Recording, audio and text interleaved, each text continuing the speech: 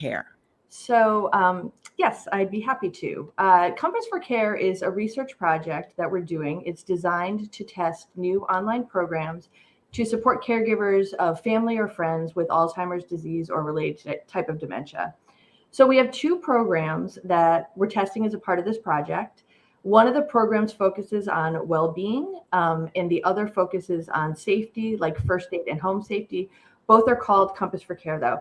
And to bring it back, 5 or so years ago when we first spoke, we were working on what we do is we develop programs, and we were working on what we called the phase one program, so a prototype of the program.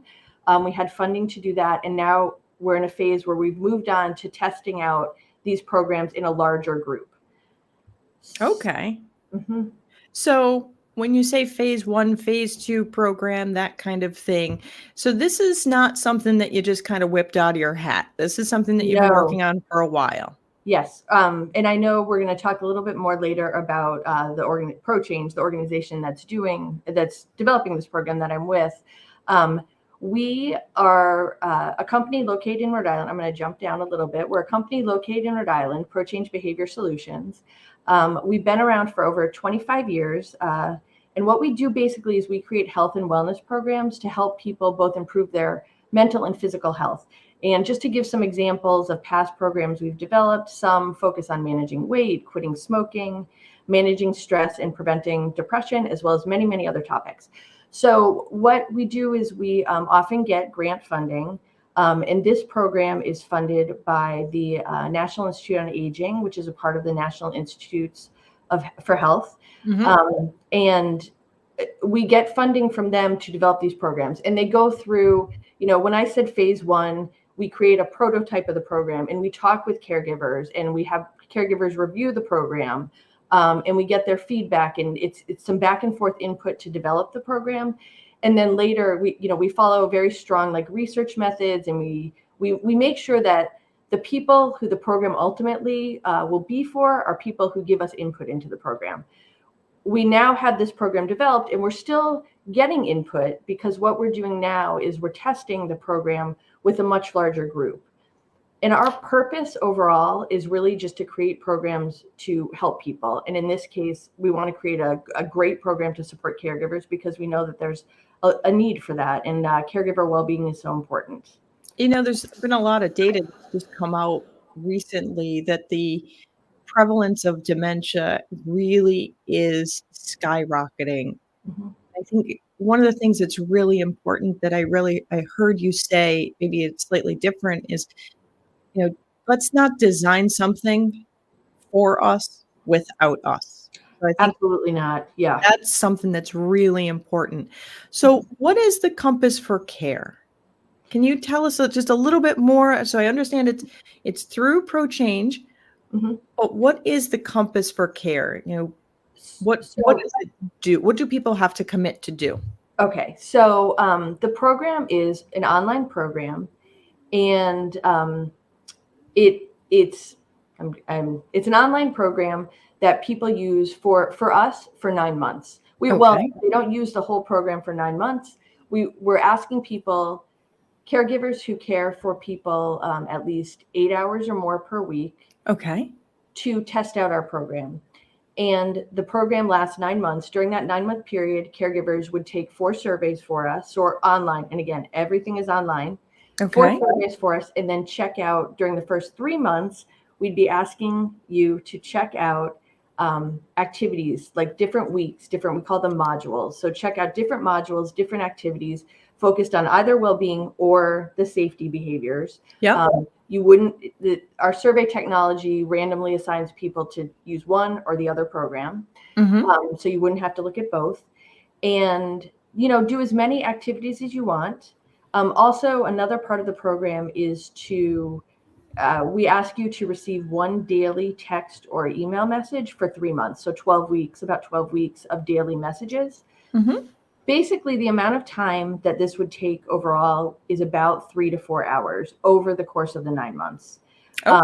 So it's 4 surveys, one at, when you start, one at 3 months, one at 6 months, and one at 9 months. And then these activities, most of the stuff happens in the first 3 months. You still have access later if you want to check out the program later. And again, it's up to caregivers how much they want to do. Okay. So this is a research study to see what works well for individuals who are caregivers for someone with dementia for at least 8 hours a day, right?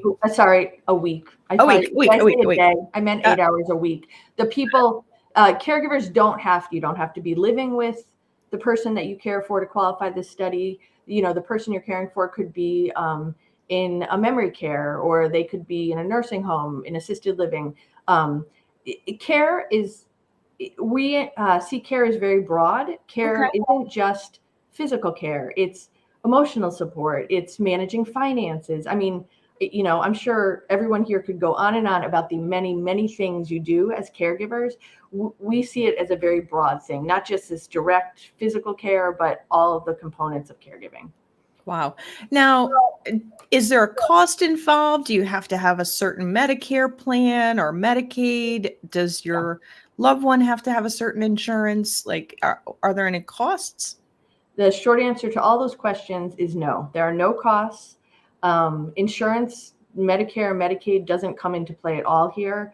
In fact, we don't even ask for information about your insurance or your loved one's insurance during the project. That is irrelevant to us. And you will not need to pay anything at all to take part. In fact, if a caregiver qualifies for and enrolls in our study, they can earn up to $150 in Amazon or Walmart gift cards to thank them for their help. So this is kind of a benefit. I mean, it's small in comparison, but it's just a little thank you. And we find that caregivers, and in all of our research, the people that we work with, sometimes they find it really interesting to take part in a project like this and know that they're helping to develop something that can benefit caregivers like them. Yeah, absolutely. And when people are participating in the study, I don't think I penciled down, is it that you have to log in at a certain time on a certain day? Like, is it hard format schedule, or is it something that, you can participate and receive the information on a time frame that kind of works for your caregiving schedule? So we know caregivers are busy. I think Mhm. busy is an understatement. And the program, that this research project is designed to be done whenever you want. You Oh, don't good. need to log in at any certain times. You don't need to do surveys at any certain time. You can be doing Okay. them at 3 p.m. in the afternoon. You could be doing them at 2 a.m. It's, Okay. or whenever you want to log in to look at the activities, that's great too. They're designed to be done in like small chunks. You Okay. can do as little or as much as you want. So, if you have 10 minutes when you're with your person at a doctor's appointment and you want to log in the waiting room, you can do that from your phone. Very cool. And for this study, people don't have to go to Providence or, oh, heaven forbid, over the George Washington Bridge. No, no travel is required at all. Everything is online, can be done from your home, from anywhere you have an internet enabled device. That's really what you need. You can do the program from a smartphone, from a laptop, a desktop, a tablet. You just need to have access to the internet, which I suspect everyone listening or watching today has Yes, because they're on the internet. So that's all you need. absolutely. Yes, absolutely. So if people want to participate, how do they reach out? Where do they go? Who do they call? What are the next steps? So the next steps would be to reach out to us. We can be reached by email, and I think it's here somewhere. Oh, you're seeing it at the bottom, the ticker at the bottom, at care@compassforcare.com. We can also be reached by phone at 888-275-7485. And if I had to pick a way to reach out to us, I'd say probably the best way to reach us is by email. And the reason why I'm saying that is because if you're interested in participating, the first thing you would need to do is answer a brief screening survey for us to make sure you qualify for the study. Most people will qualify, but there are some things like you need to live in the U.S. Mhm. Um, and you need to be providing that 8 hours of care. There are a couple of things like that Yep. that people might not qualify if they don't meet those criteria. So that screening survey is done online. So if you email us, we can really more easily respond to you with a link to do that survey because we send out, individual links. Okay, that makes sense. So it's not like just one big collective thing. So they can email at the care@compassforcare.com to get more information. Yep. And then they can go to the website at compassforcare.com as well. Yes. That Okay. that website gives, the information I'm saying now and some more information if you Mhm. want to check out more um, about the project. I know personally I'm pretty visual, so like I would probably go to a website before, but it's completely up to you. So if you wanted to look at for more information, go to compassforcare.com. That has our email address, that has our phone number. Going back to the contact information, I do want to say that we are happy. Email might be a better way to get us if you're interested in participating and want that link. If you have questions, we are more than happy to talk with you, so feel free to call us. And if we aren't there, leave a voicemail, and a team member like me will call you back. And that's the 888-275-7485. Yes. Okay. So if somebody signs up to participate in the study and then they realize, I just can't continue, can people drop out if they want? Or are there specific things that it's like you have to stay in? No, you can absolutely drop out. With any research, really, it's completely up to you if you sign up and you want to do it, and then it's always completely up to you if you want to continue. So we respect that both ways. If you don't want to contact us, that's fine. And if once you're in, you don't want to be here anymore, that's fine too. It's completely up to you and voluntary. That is awesome. And when you're done collecting all this fabulous data, what is the expectation of the use of it? What will you do with it? You will have So discovered what works really well to reach individuals who are caregivers of loved ones with dementia. And then what? So what we at ProChange, our goal is to then get these programs out into the world. So, obviously the 9 months, it's going to take a while, and then hopefully we find out that this program, people like it, it's effective, it's really useful. And then what we do is we kind of polish it up, finish it up, get it, take out the research parts of it, and then we try to get it out in the world, through employers, through insurance companies, in different ways like that, so that caregivers can really use it and benefit from it. Well, That's really cool because caregivers are everywhere. And yeah, I think sometimes we forget that the person standing next to us, at the post office is very likely a caregiver. And so all those different channels to be able to get help out to the people that need it, I think is so, so important. So again, if people want to participate, what's the next step? What's the best way for them to reach you? email. That would be the best way. Okay. If you want to participate, email us. If you have questions first, either email us or call Mhm. us at 888-275-7485. That would be the best way. Okay. And I just to loop back, I just want to, I know we, in the beginning, I talked about it. This is for caregivers of individuals with Alzheimer's disease or related dementias. Mhm. I want to just, when I said before about the 8 hours and all that and the things that people might not qualify for, you do have to be a caregiver of someone with specifically Alzheimer's or related dementia, because I'm sure today we're speaking with caregivers of for a whole different host of reasons. And I just wouldn't want you to get frustrated if that's not you.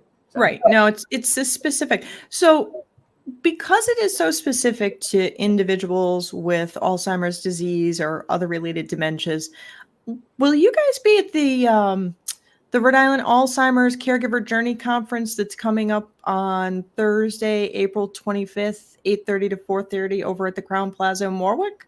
Yes, we will. Me too. I'm very excited that we will be there, and I've been there in the past, and it's such a great conference. It is. So I'm not sure where our table will be in the format, but please come find us. We're happy to answer any questions you may have, and we'd really love to talk with you. That is awesome, awesome, awesome, Deb. I'm glad that we were able to share with the world double Debs today. And Compass for Care. That's super important because we need to support our caregivers in every way that works best for them and not just the way that we think a caregiver wants to be supported. So I think this research that you're doing is so important. So thank you. We feel the same way, and thank you so much for having me here today. I'm really pleased to be able to talk about our project, and thank you. Thank you. I'll see you at the Caregiver Journey Conference if I don't see you sooner. Sounds great. Thanks. Thank you. Bye. So again, everybody, we want to make sure that people who are caring for individuals with dementia are receiving the support in the way that they want, with the information and resources they want, versus kind of like making it up as we go along and saying, oh, here, we want to really know what works for you. And that is part of what the Compass for Care is doing. Now, hopefully, you all saw Friday Friends last week, where I talked to Annie Murphy from the Rhode Island Alzheimer's Association about the Caregiver Journey Conference that's coming up on April 25th. So make sure you register for that. They're going to have a dementia simulation opportunity.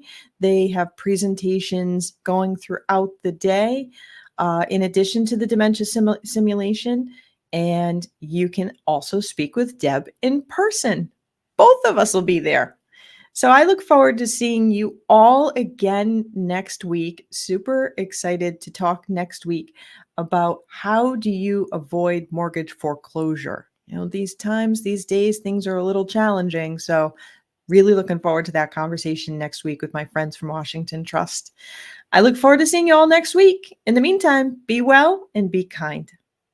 If you liked this video, please follow us on social media and subscribe on YouTube. For more information, visit rielderinfo.com or call 401-585-0509. If you have any questions, email deb@rielderinfo.com.